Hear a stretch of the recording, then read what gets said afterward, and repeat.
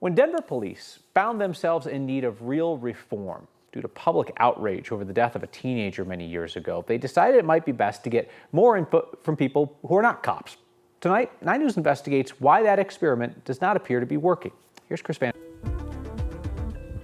Where Vine Street meets 37th Avenue, a man with a knife runs toward an officer. Put it down! Right now! An officer with a gun.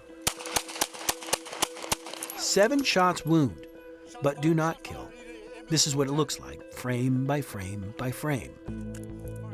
It takes the Denver DA no more than 30 days to call it a justified split-second judgment.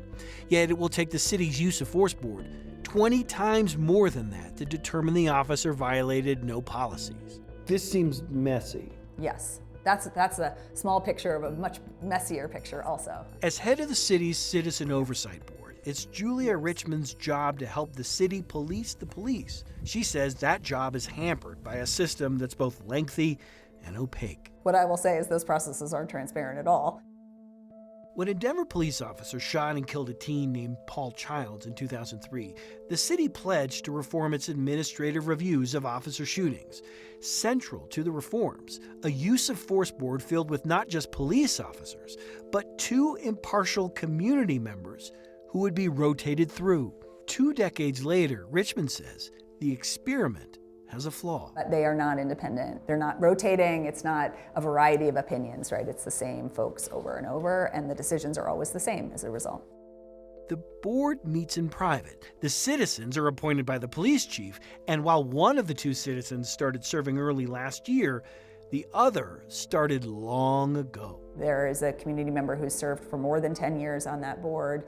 What I understand is that person hardly ever says, this is out of policy. And not even Richmond knows who that person is. And I've never met that person. I don't know their name, or those people, I don't know their names. And so she wasn't shocked by our investigation, which found since 2018, only twice has the use of force board concluded a shooting violated even a smidge of police policy. In our 22 annual report, we had said, this is problematic. We don't have actual representation here. These folks have been working with police officers for a decade.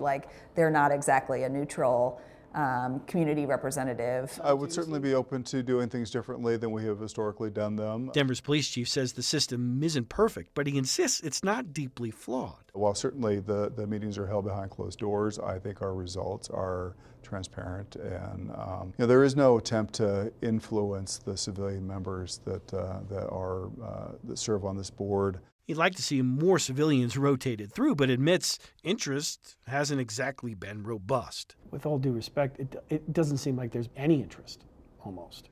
That's fair to say. That's fair to say. And again, I can only imagine that it's because it's an awful lot of work. It's a huge amount of work to review an officer-involved shooting. Adding to the problem, when it comes to pay, citizen board members receive zilch. And so we suggested, you really ought to find a new way of doing this, improve the transparency, find a different selection approach for that. Put it down! Put it down! And time is clearly a problem too, considering it can take years for the private, not public board to find no policy violations. Even this straightforward case in 2020 at Vine and 37th didn't get its final review from the use of force board until 635 days after the shooting.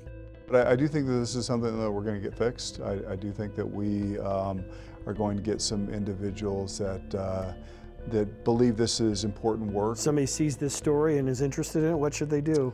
They should reach out, so that we can start that process to see if they can join us in this effort. Chris Van, 9 News.